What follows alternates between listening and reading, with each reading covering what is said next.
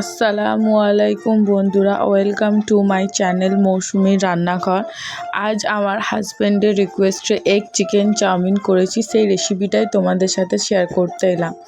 তো আমি কড়ায় প্রথমে তেল দিয়ে চিকেনটাকে একটু সটে করে নিচ্ছি এবং এতে আমি কিছু মশলা অ্যাড করছি। সেগুলো হচ্ছে হালকা গোলমরিচ, তার সাথে নুন এবং একটু হালকা সয়া সস ও চিলি সস অ্যাড করে আমি চিকেনটাকে হালকা সটে করে আমি চিকেনটাকে নামিয়ে রাখবো।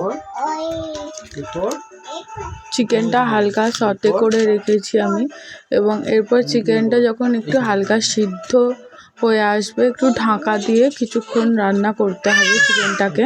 এবং চিকেনটাকে সিদ্ধ হয়ে আসলে 90% যখন সিদ্ধ হয়ে যাবে চিকেনটা, এবং সেই চিকেনটাকে সরিয়ে আমি সেখানে দুটো ডিম ফেটিয়ে এবং ডিমটাকে আমি একটু ভুর্জি করে নেব।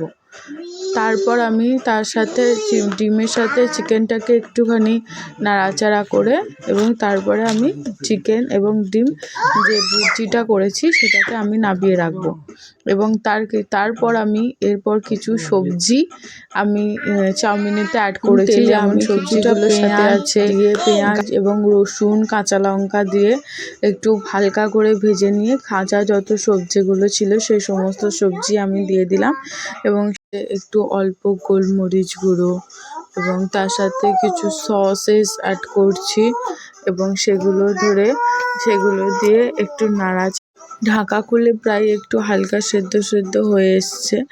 এবং এরপর আমরা চাউমিনটাকে রেডি করার জন্য চাউটা আমি আগেই সেদ্ধ করে রেখে